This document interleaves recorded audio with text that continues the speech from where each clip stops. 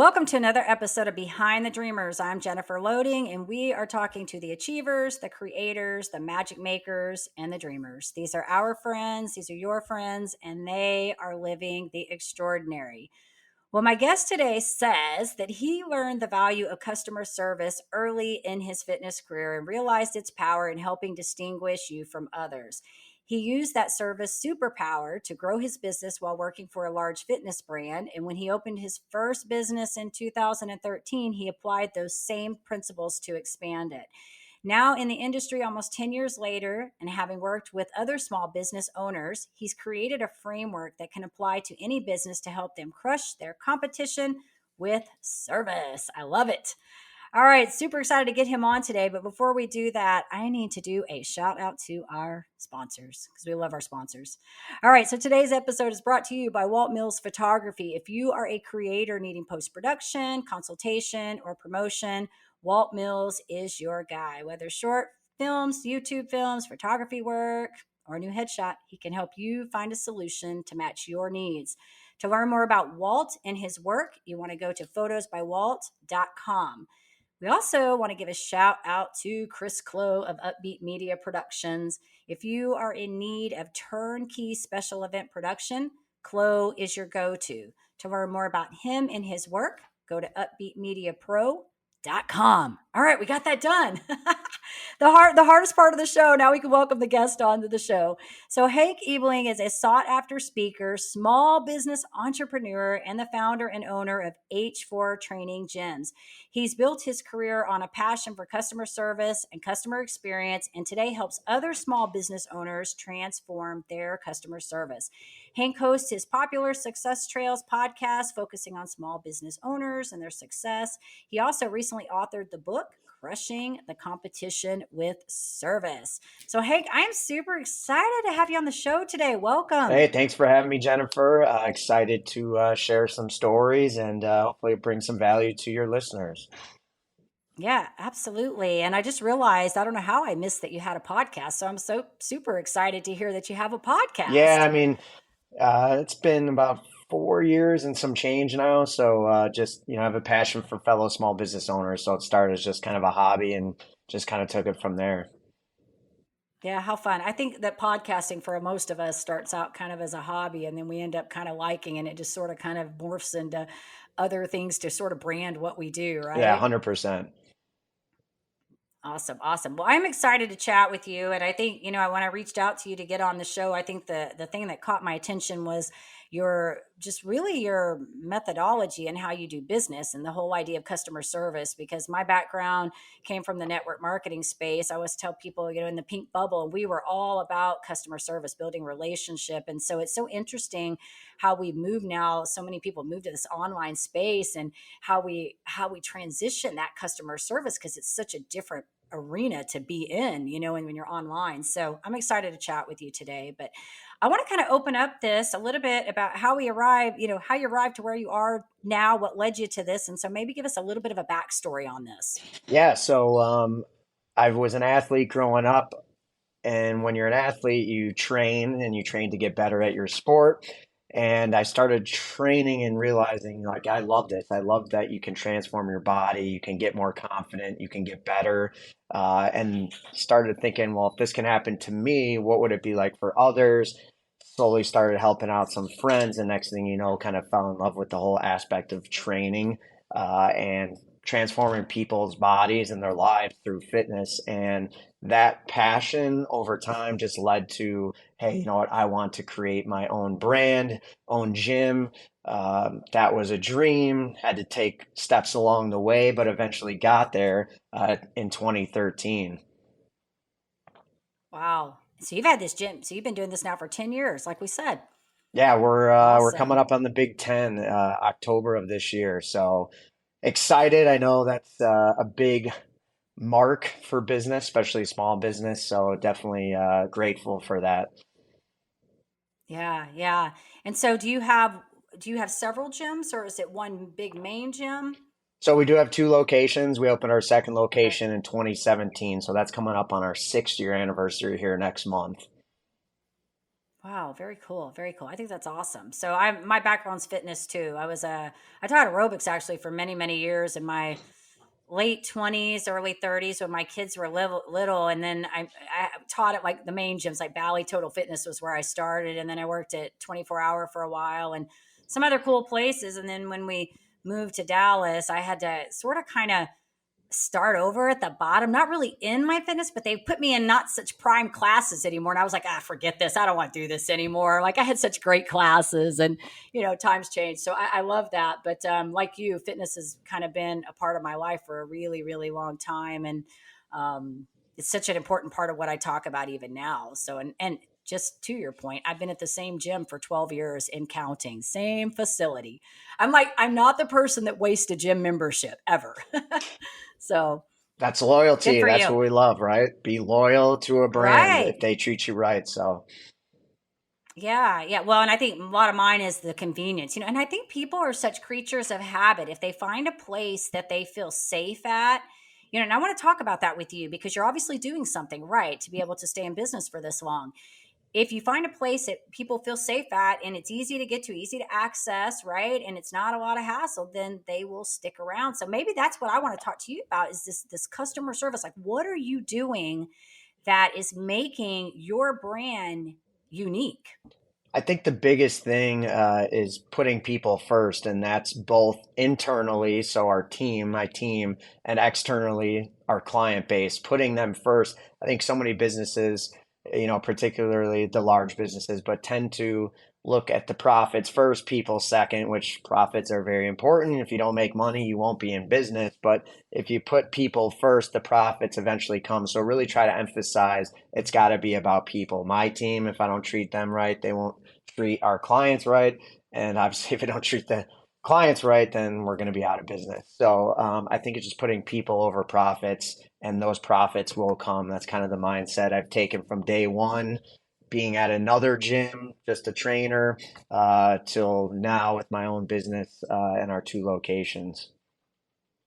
Well, and you said something really I think is interesting and yet very powerful is that you said taking care of your people and then your people take care of your customers. And it gives me chills when you talk about that because this is such a mixed up thing for a lot of people. A lot of people like to put the customer first. They think that the customer is always first. But the thing is, if you're not taking care of your own people in house, why would you ever expect them to take care of your client for you? Yeah. You know, Uh, it's such a mixed. Go I was ahead. going to say, sorry, I would say 100%. I think that's why so many businesses lost people, whether it was during COVID and after, in terms of employees, and still because I think a lot of employees realize I don't want to work for this woman or this guy. They don't treat me right. It's not a good environment. So, no, it's not worth my time and the money I'm making. And a lot of that stemmed from just a bad work culture environment, which is really on the leader, the owner. So, yeah, if that culture is not there, there's no chance they're going to deliver great service to your customers, your clients. I mean, just not a chance at all. Yeah, that's so true. And so, have you always kind of thought this way, or was this like from working in the previous fitness industry, in the place that you were at before? Did you recognize there were things there that you didn't like, and you said, "Hey, I want to be different when I come over here and do this"? Yeah, I think a couple things early on in my career in fitness. I had a manager, she was the boss, and she came from a hospitality background, and she was so strict on different levels of customer service, how you stand. I always talk about her, hand positioning. She would not yell at us, but point out if we didn't have the proper posture right in front of people. And just little things like that stuck with me. And then moved on in my career to work for bigger, large chain gyms and realize, okay, this is very crowded space. I have lots of competition to get clients. How do I stand out? We're all training people. We're all kind of doing similar things. Well, what if I just take care of them that much better than the person next to me? What if I go out of my way to email them, to text them, check in on them? That should distinguish me a little bit more when the other trainers are worried about themselves after that hour or so. Slowly started to realize that can be something that can really separate you, and even more so once you're talking about actually your own business.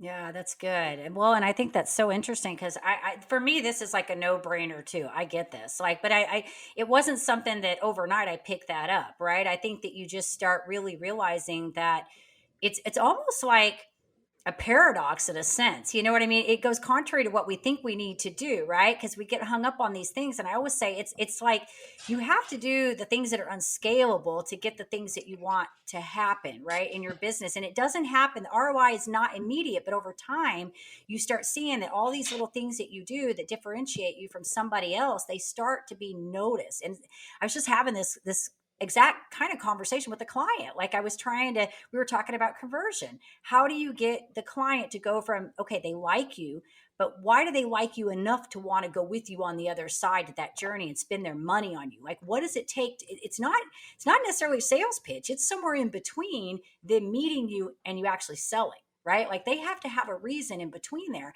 And that's where I think that differentiation comes in of how are you going to stand out from your competitor?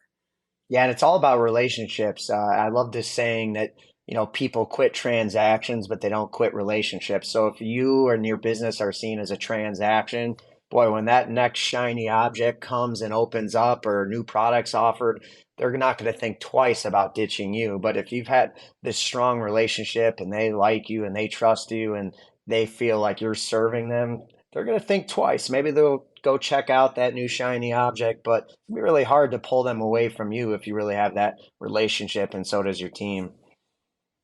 Yeah, that's good, Tank. That's good. So, anybody, I want to ask from you since you're such an expert on this customer service. I love it. Like this, like I said, when I read your profile, I was like, oh my gosh, this is so good because I think this is such a lost art with a lot of people. And even, here in Dallas, we do a whole lot of networking here. And I get a feel for these kind of people when I go networking. Like they come up to me and they start handing me the business card right away. And I'm totally turned off. Like I even read people's emails and I can just tell by the way they send an email to me if this is a transactional or if this is like what am I going to get out of you, what's the ROI on this immediately. And of course we are in business, we need to be thinking like that. We can't give everything away from free, but we know those people that are transactional and those people that are relational. We can those of us have been in the customer service industry long enough, we can recognize it. So maybe for somebody on the other end right now who's going, okay, I got this business right now, what is one thing I could do that maybe could be something out of the ordinary for my clients? What maybe like what is one tip you could give them? I don't know if it would be out of the ordinary, but I think one of the easiest things that anyone can do with any business is just simply to be more responsive. I think if you look at a majority of businesses, they have an epic failure in being responsive, whether it's phone, text, email, whatever, right? We kind of get caught up and busy and we don't become as responsive as we can. And that annoys people, right? If you think about yourself, when someone doesn't get back to you Yeah. within a reasonable amount of time, it's annoying and it creates a barrier and it creates something that you don't want when it comes to customer experience. So I think if you can just simply become more responsive in whatever field you're in, that in itself will put you head and shoulders above anyone else in your field when it comes to your competition. Yeah, that's good. That is good. And you're right, because there are places that, like doctor's offices are notorious for this. I say, oh, that drives me crazy. And I always say, that your staff is a reflection of the leader. I believe 100%. You could have a really good leader, doctors. I think that to me, this is night and day for me. If I like a doctor, but I go into their clinic and their staff is awful, I am so turned off. Because to me, how do you be great, but then you don't have a great staff, like the people that work in your environment, because if they're not, it goes back to how are they taking care of their clients, right? So I think that it's all a reflection. Your people are a reflection of the leader itself, and so you're doing something right, and I like that about you. I think it's an awesome thing, and you've been around here for a while and you're teaching other businesses. So tell me what you're doing with these other how you're helping these other business owners now. Yeah, so it really just started within our gym. We have lots of entrepreneurs, lots of small business owners, and they would see what we were doing from a customer service standpoint. They appreciated the community we had built. They started seeing, well, hey, you got new employees and you're growing. When you lose somebody, seems like it's effortless, the next person that transition, and like, what are you doing? Like, maybe it could help my business. And so started some of those conversations. that led to writing a book over COVID on it to help small business owners, which you touched on in the intro, just a short read, which is kind of a basic framework. And then now about to launch just an online course, which is specifically designed for small business owners to do just that, create that service culture that the Ritz-Carltons have and those type of businesses. How can you recreate that within your business? So that's kind of become a side passion of mine is helping other small business owners. Oh, how fun. That's awesome, Hank. Yeah, and it is true. It's funny because I've networked at the Ritz Carlton before, so I know how they are over there. We have one here, and it's so funny because there's a fairly large networking group that goes there. And I will always say this: that if you get there at 6 o'clock on the networking night, you get free guacamole and tequila shots. They give you these little sample size to get. We all know about it. Everybody wants to be there at that time. But yeah, that's awesome. Congratulations on your book, obviously that we mentioned, but then your upcoming course. I too am building a course, so I know the grind that goes behind that. I'm like, I swear this thing, it's a monster. It's going to be the death of me. I'm like, can I just get done with this course? So I understand the passion and the commitment that goes behind getting that done. So good for you. So I want to ask you, because obviously a lot of the people that listen to our show are also entrepreneurs and creators, people that are doing different things. I feel like we're all sort of creators in our own mind. What do you feel like maybe has been, as an entrepreneur, maybe one of the and it might have been when you first started, when you were kind of getting things up and going, maybe one of the biggest struggles that you had as an entrepreneur. I mean, I think the battle for all entrepreneurs is just wanting everything in the now. So it's always that you have to have the long game in mind, but it's also hard to think about that, right? Like, I want it now. I want to grow. I want more clients now. I want more equipment. I want this now. And I think sometimes you just have to sit back, realize that it is the long game you got to think about, and it does take time, right? You're not going to just build anything with a quick snap of the fingers. So I just think sometimes there's that battle that a lot of us have, which is okay, just stay the course, have that belief, understand that even if you want it right now, you just got to kind of let it build over time. And so I would say that's probably the one thing. Yeah, I can probably resonate with you on that one because I'm that way too. It's like that learning curve. Like we just want to know it. Like forget the learning. I just want to know it. I don't want to have to go through all the pain of that, right? But there's no glory in that, right? Like there's no victory in not doing any of that. And it's so funny. Do you follow Simon Sinek, or I'm sure Yes. you're familiar with him? Okay, he talks about infinite and finite games. That's what this is making me think of a little bit about the big term, the long term thinker, and how. And he talks a lot about that in business, and it goes back to customer service, right? Like, how are you thinking about your business? Are you looking for the immediate ROI? Are you looking for long term? So, yeah, but I'm with you. So many times it's like even this course I'm talking about, I just want to be done. Like, I love the selling part of it and the building, the researching. No, I don't like any part of it. But I know that in order for us to create what we want to create, we have to put the blood, sweat, and tears into it, right? Like, you got to do the work. Yeah, if you don't put in the time for any of this, right? And to touch on something you just said briefly, customer service is a long play, and I think that's what really kind of hurts small business owners is they just want that immediate satisfaction that we're talking about, and it doesn't happen overnight. It's not a quick fix. You don't just do a one day training or seminar and boom, you got perfect service. It is a long term play, and as we just said, that can be tough for entrepreneurs.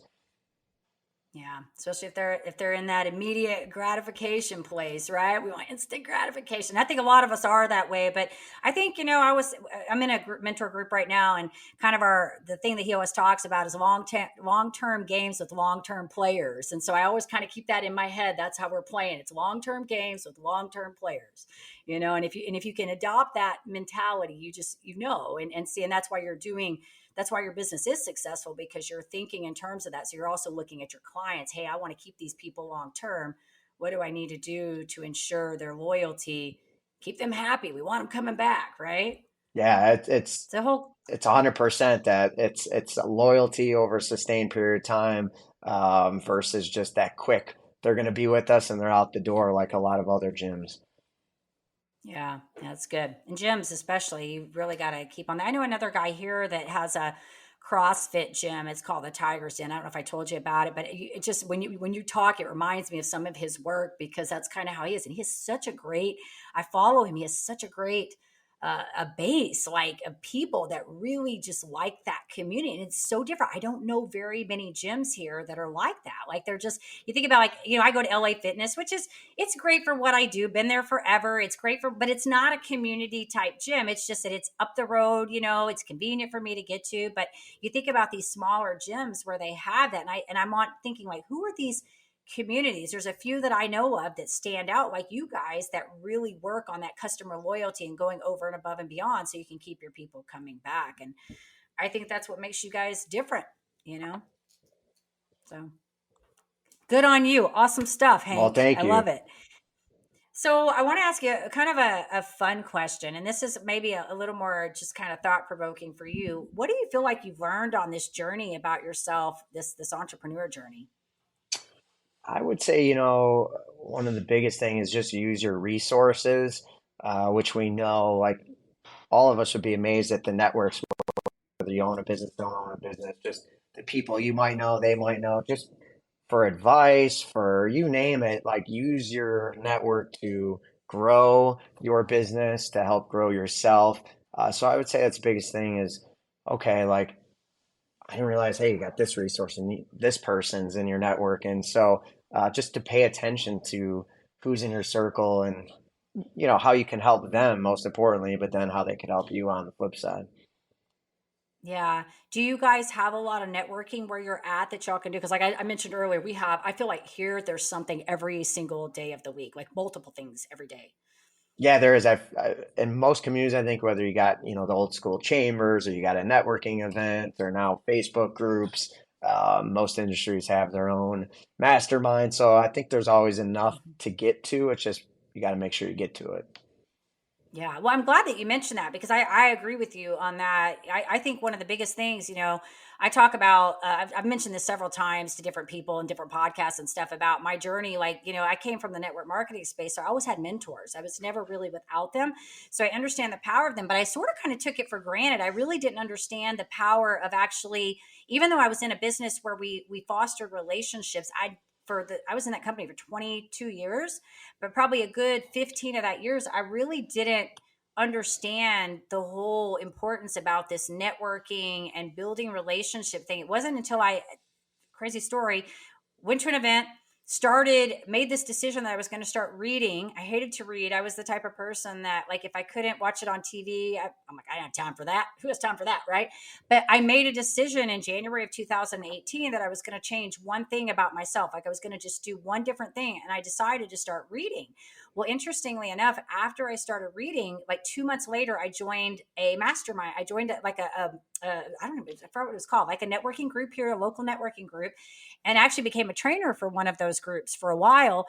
But that was kind of like the door that opened for me, because after that it was like all of a sudden I started seeing the power of just the networking, building relationships. And I laugh even at some of those first, like, face-to-face appointments. This was obviously before COVID, these face-to-face appointments, because I would sit down and I would immediately go into my sales pitch because I was so passionate, excited about what I had, that I wanted to share it. And I realized that does not work. Like, that did not work, and I don't even, it's funny now because I'm completely different in the way I approach these things.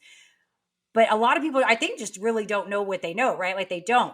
The power of networking, that like you're saying, I think is so powerful because it teaches you so many skills on how to be relational. But not only that, you get great advice, you learn things, and you come up with great ideas through the power of relationships. Yeah, and I think don't be afraid too to reach out to others in your industry who aren't direct competition. I know friends, colleagues who have gyms in other states, and there's no reason why we can't share information. We're not competition. So what might work well for them could work just as well for us. And so there's no need not to share.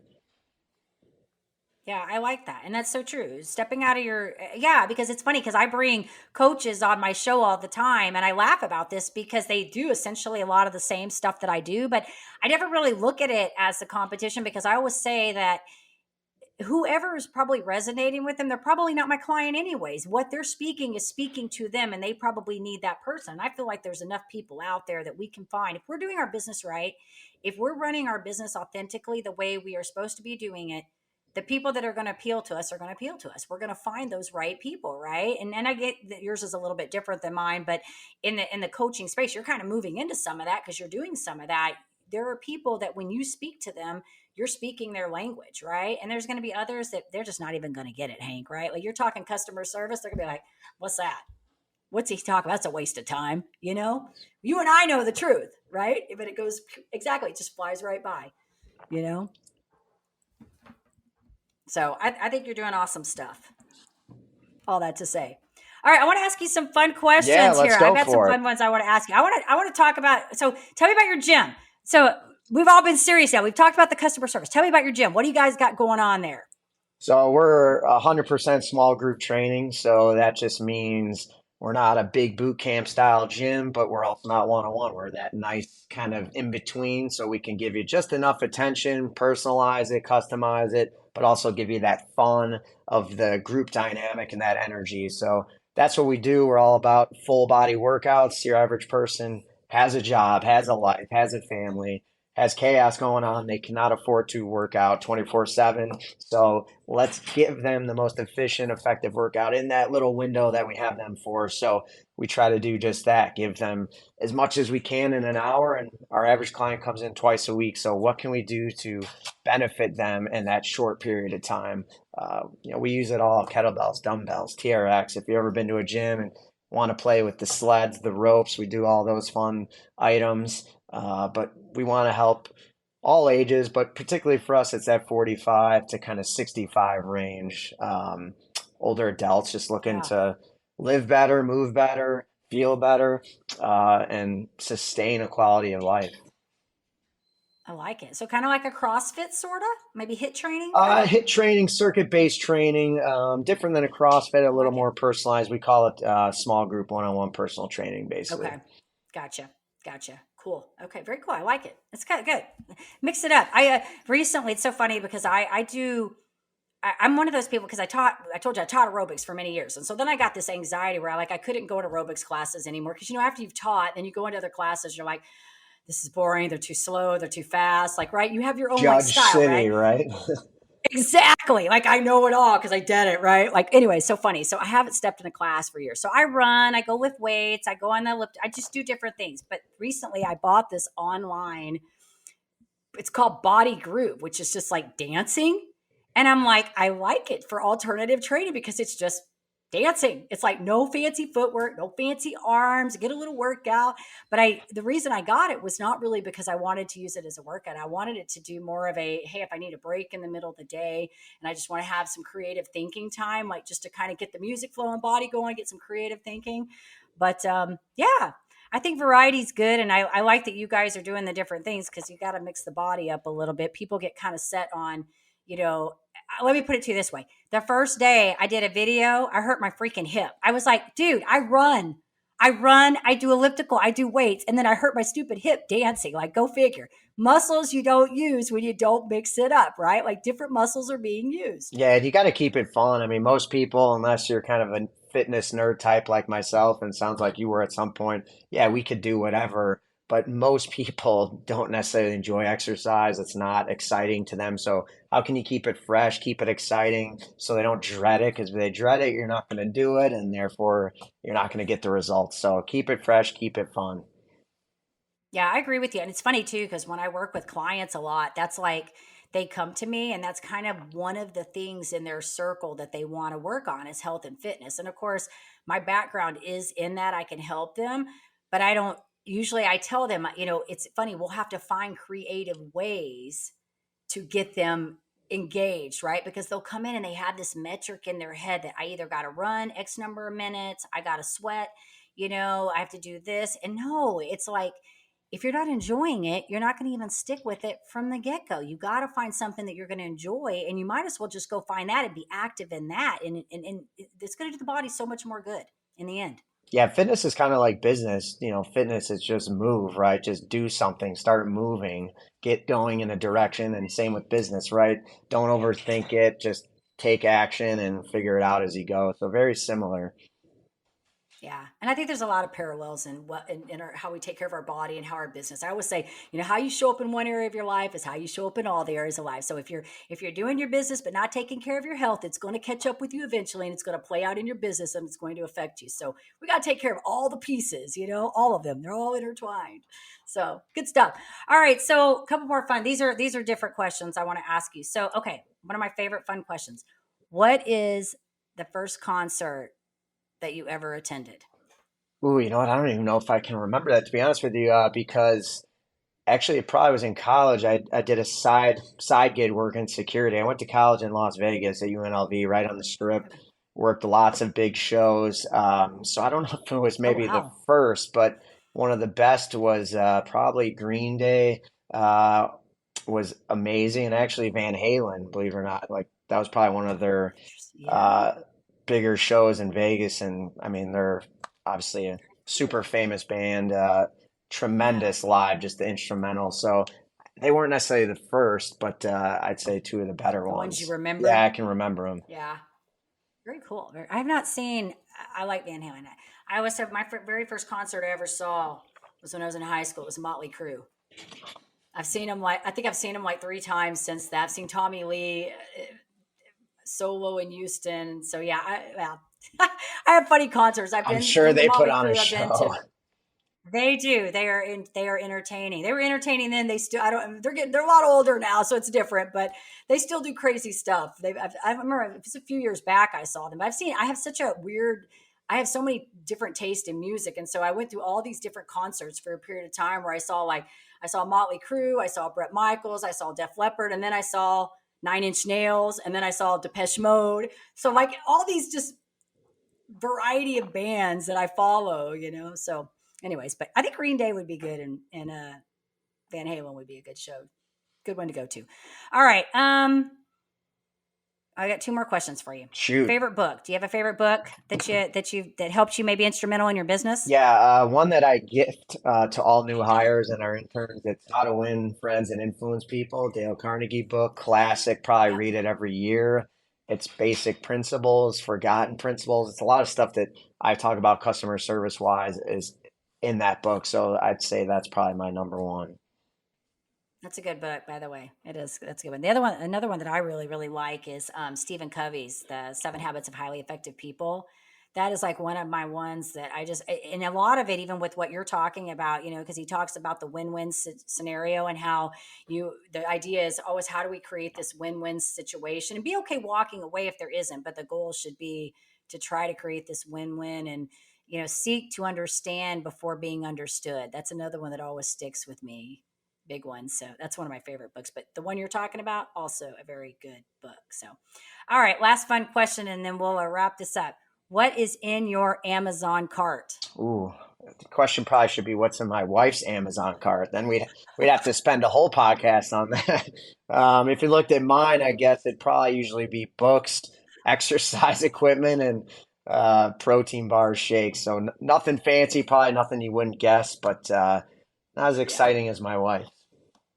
That's so fun. I love the Amazon question. Every now and then somebody will be like, I have nothing in the Amazon because if I'm not going to buy it right now, I'm not putting it in there. But, like I go in there and it's so funny because, well, first of all, I've said this several times on shows. My son and I share. So we have a family account, but my son is somehow connected on mine. And so I will go in and I find the most randomest things in my Amazon cart. And I'm like, it's car parts, animal things, hair stuff. I mean, just random things. So I laugh about it, and then I have to go in and I have to click, save for later because I go to put my items in and they're all sitting in the bin. So I always think this one's funny. I always love to hear what people have in theirs. But yes, not surprised on yours. I think you and I probably have similar things in our Amazon cart because except I have pet stuff in there. I do have pet stuff in mine. So it's good stuff. So, Hank, if our audience wants to find your book, maybe catch up on your podcast, learn a little bit more about what you're doing, or maybe they want find out about your program course that's coming out, where do we want to send them? Yeah, I think the best way it would be just to reach out on social media, whether it's Instagram, find me on Hank Ebeling, Facebook, Hank Ebeling IV. I'm sure in show notes you can throw some links down for the course. for the book you can find on Amazon, Crushing the Competition with Service. But yeah, I'd love to connect on social media, LinkedIn, Hank Ebeling. I'd be happy to answer some questions, help you out, and give you some direction. Cool. I'm gonna connect with you too, so I can keep up with what you're doing and all your good stuff. So when your course comes out and stuff. So and excited, like I said, that you're doing a podcast and stuff. I'm sure you're doing great things and keep doing your thing. Keep inspiring and it's one of those things. I think customer service is a lost art, especially in this day and age. I mean, I don't know how many of us sit on the phone waiting to get through to someone only to get rerouted 50 times to somebody. I know I'm exaggerating, but it'll be at least 4 times. We get rerouted and then you have to re-explain everything all over again to another person. Like, I just told the fifth person the same story. So keep doing your thing and keep inspiring and all that good stuff. So, do you want to say to, of course, of our audience, if you enjoy our show, please be sure you give us a rating both on iTunes. Check us out on Facebook. Go hit that subscribe button on YouTube so we can keep sharing all these awesome stories of amazing people living the extraordinary. And we want to leave you guys with a final thought. In order to live the extraordinary, you must start, and every start begins with a decision. You guys take care, be safe, be kind to one another. We will see you next time. Thanks again, Jennifer.